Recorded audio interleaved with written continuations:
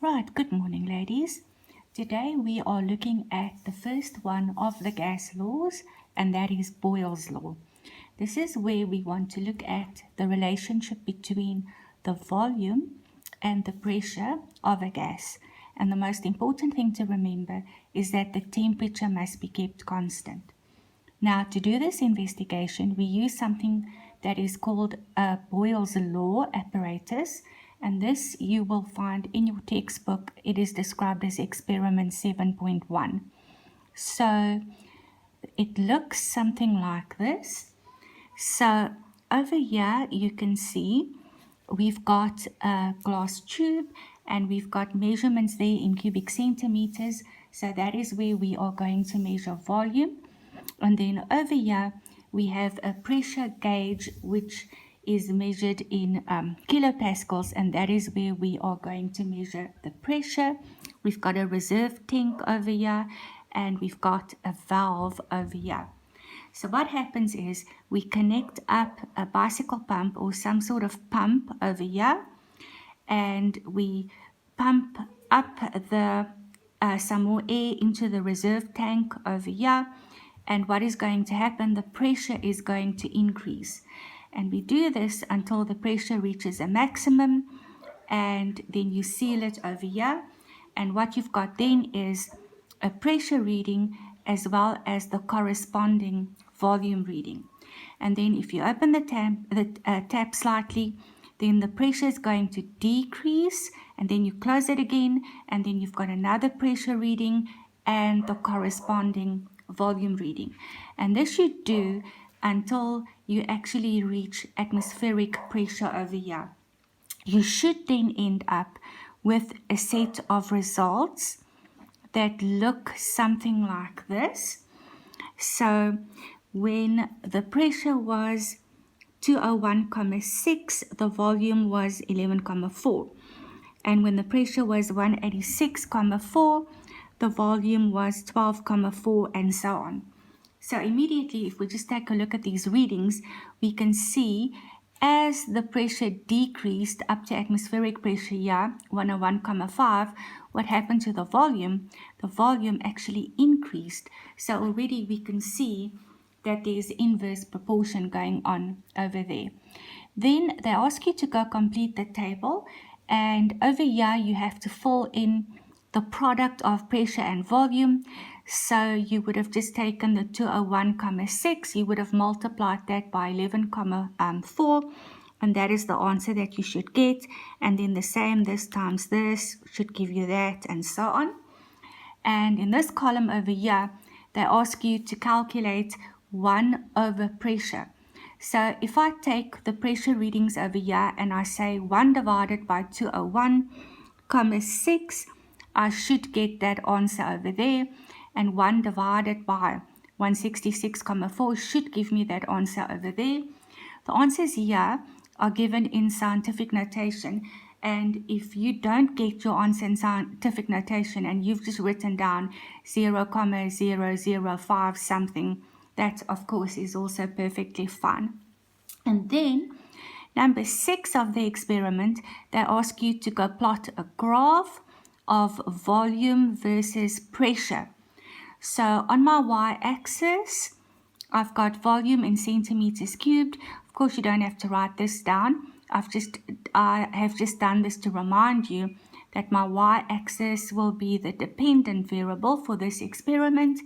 And on my x-axis, I've got pressure in kilopascals, and you can take a look at the shape of the graph. And once again, actually go do this and go plot the graph, and you can see it shows inverse proportion over there. Then number 7, they ask you to go plot another graph of volume versus 1 over pressure. So my volume readings are the same, and then I've taken this here, this 1 over pressure, I've taken those readings over there to plot on my x-axis. So this is 1 over p. So this is 1 times 10 to the power of negative 3, 2 times 10 to the power of negative 3, and so on. And then if you accurately go plot the points, you should end up with a graph that looks like that. Okay, then there are some questions that you have to answer for this experiment as well. So 8.1, they ask you to describe the shape of the first graph, and because it looks something like this, we can describe it as a hyperbola, so we can see quite clearly that volume and pressure are inversely proportional. They also ask us to describe the shape of the second graph. So you can see I've said here a straight line through the origin, so it looked something like this, and now I've got V and I've got 1 over pressure.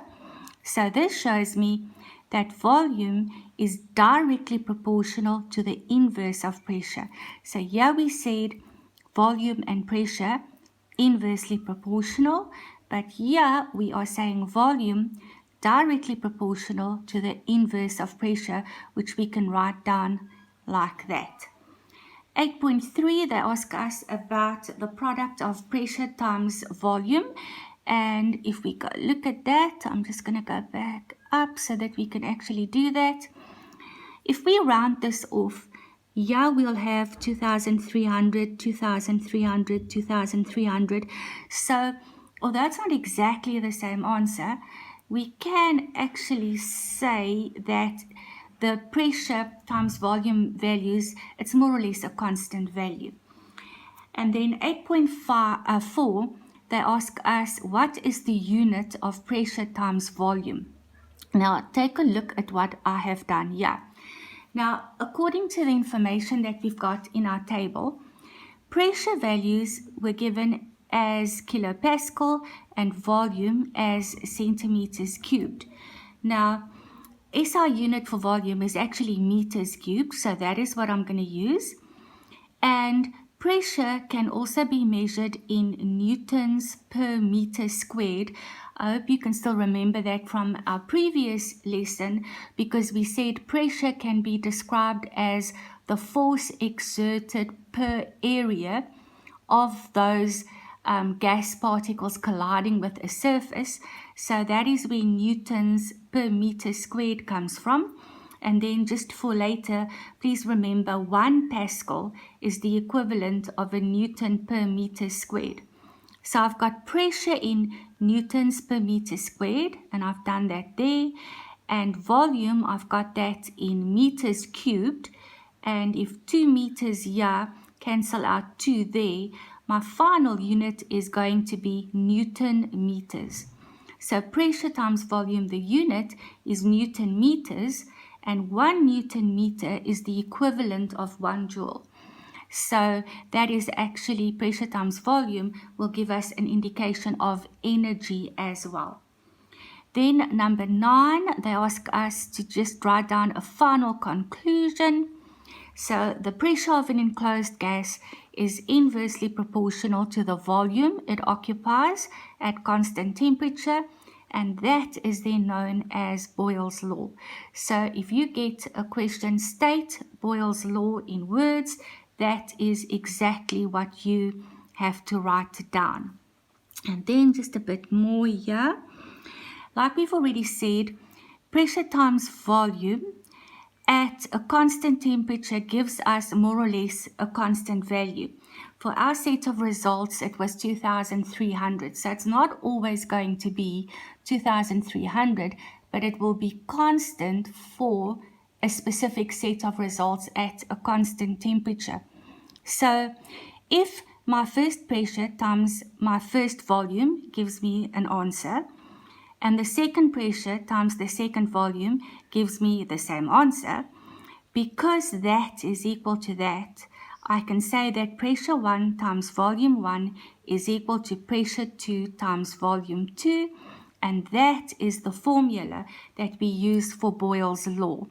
So again, maybe just to explain that again, so if that is my pressure 1 and that is my volume 1, that times that gives me that answer.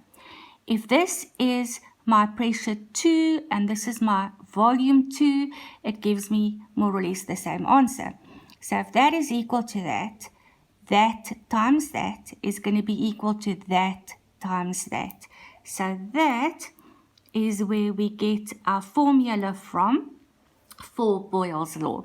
So the questions here will always be about four values. So you'll either be given two pressures and one volume and you have to work out the second volume, or you'll be given two volumes, one pressure, and you have to work out the second pressure.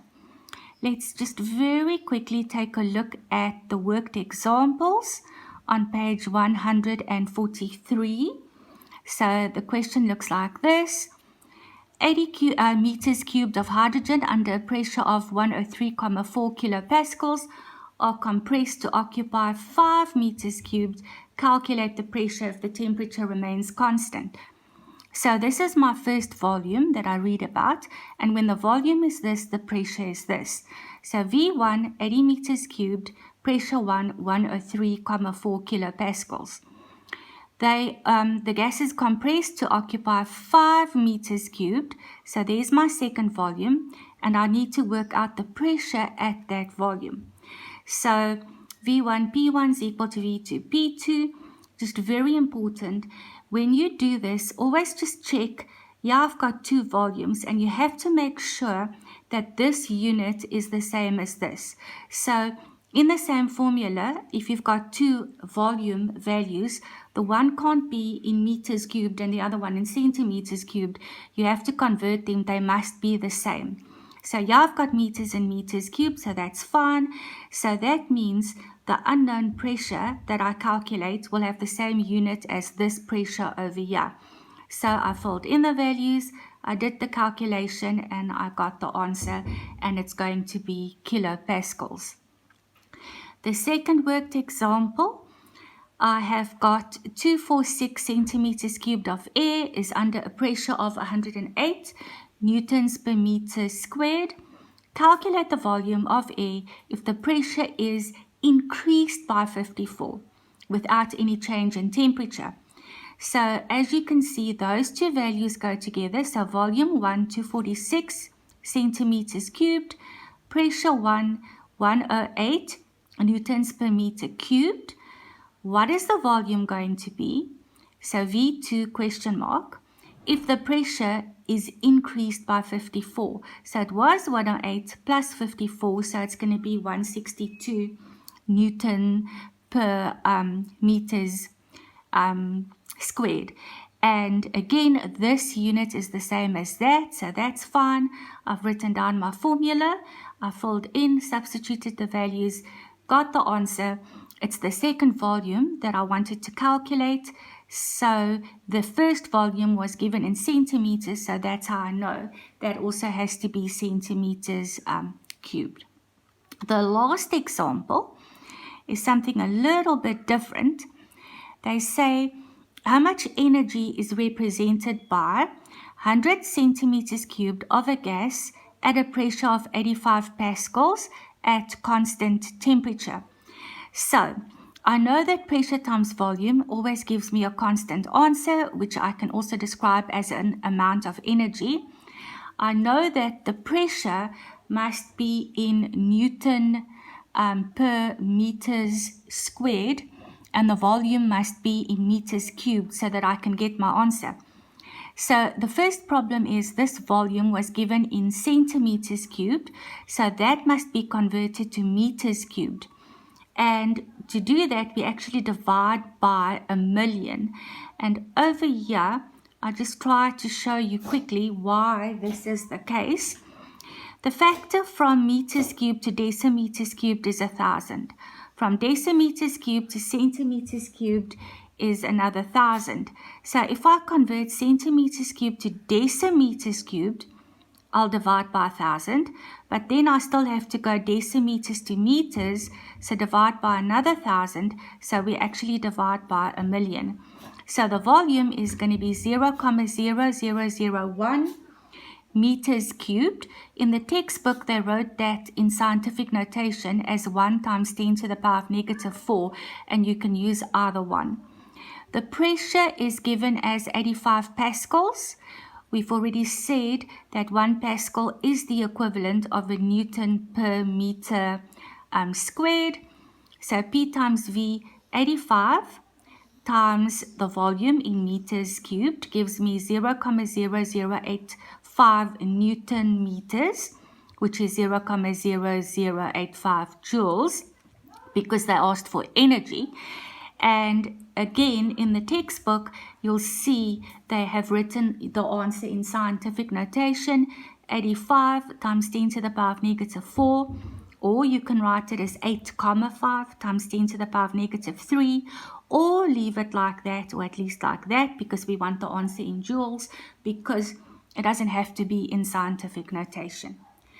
And then, of course, a bit of practice for you.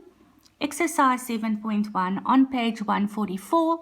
You've got 3 questions over there where you are going to practice applying Boyle's law, which is all about the relationship between pressure and volume. Thank you very much, ladies.